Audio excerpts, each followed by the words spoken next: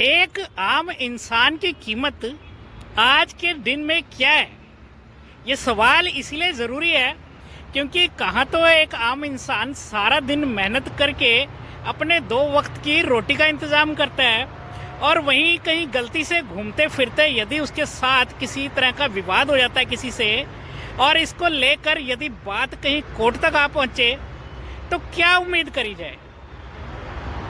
बात करें अगर अरविंद केजरीवाल की कि जिस तरह उन्हें कोर्ट से अब बरी करा गया है, या फिर ये कहें कि उनके खिलाफ जो शराब घोटाले में मामला चल रहा था वो एक तरह से बंद ही हो गया है, तो क्या समझा जाए? यदि ऐसा ही कुछ एक साधारण इंसान के साथ हो जाए जो बेचारा 2 वक्त की रोटी के लिए सारा दिन जूझता हो, तो क्या वो न्याय की उम्मीद कर सकता है? क्योंकि कहाँ तो ये इतने बड़े शख्स थे जिनका जन समर्थन भी बहुत बड़ा है और जाहिर सी बात है मुख्यमंत्री रहे हैं तो इनके पास पैसे की भी कोई ऐसी बहुत तंगी नहीं होगी, ये बड़े से बड़ा वकील भी कर सकते होंगे। लेकिन बात करें अगर एक आम इंसान की, यदि उसके साथ कोई ऐसी ही परिस्थिति आ जाती है जहां उस पे ऐसे आरोप लगा दिए जाएं जो एक तरह से झूठे हों या फिर ये कहें कि जो साबित ना हो पा रहे हों, और उस बेचारे को बिना कारण 6 महीने या 2 साल तक जेल में रहना पड़े, तो क्या उसकी ज़िंदगी एक तरह से ख़त्म सी नहीं हो जाएगी? सवाल ये पूछना इसलिए ज़रूरी है कि कहाँ तो एक लंबे संघर्ष के बाद इनको तो कोर्ट ने बरी कर दिया और जाहिर सी बात है ये एक ऐसी मुकाम पर पहुंच चुके हैं कि ये वापस अपना नाम कमा लेंगे। लेकिन अगर आम इंसान के साथ यदि ऐसा हो जाए तो उसका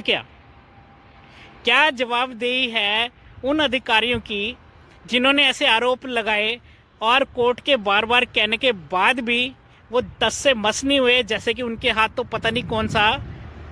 चिराग लग गया है। और इसी को मुद्दा बनाकर विपक्षी पार्टियों ने भी खूब भुनाया चुनावों में, और जिस तरह शराब घोटाला तो जैसे साबित ही हो गया हो, तो क्या समझा जाए? कहाँ तो इतनी बड़ी एजेंसियाँ जिनके अधिकारी लाखों में अपनी तनख्वाहें लेते होंगे, क्या उनका काम यही रह गया है कि एक चलते फिरते आदमी की तरह कुछ भी आरोप लगा दें जो बाद में सच साबित ही ना हो पाए? तो कहाँ इतनी बड़ी बड़ी एजेंसियां, क्या इनकी साख पर थोड़ा ठेस नहीं पहुंचती? और क्या इस बात को सच भी ना माना जाए कि जिस तरह विपक्षी पार्टियां कहती हैं कि इनका किसी तरह से प्रयोग किया जा रहा है, तो क्या ये बात कहीं ना कहीं सच साबित होती नहीं दिखती? उम्मीद तो यही करते हैं कि न्याय सबके लिए हो। यूं बड़े बड़े मंत्री तो बेचारे किसी ना किसी तरह इन आरोपों को झेल लेते हैं या फिर इन आरोपों के होने के बाद भी अपनी ज़िंदगी अच्छी खासी गुजर कर लेते हैं। लेकिन बात करें अगर आम आदमी की, तो यदि उसे ऐसी किसी परिस्थिति से गुजरना पड़ जाए तो उस पर क्या बीतेगी, ये भी सोचना बहुत ज़रूरी है। धन्यवाद।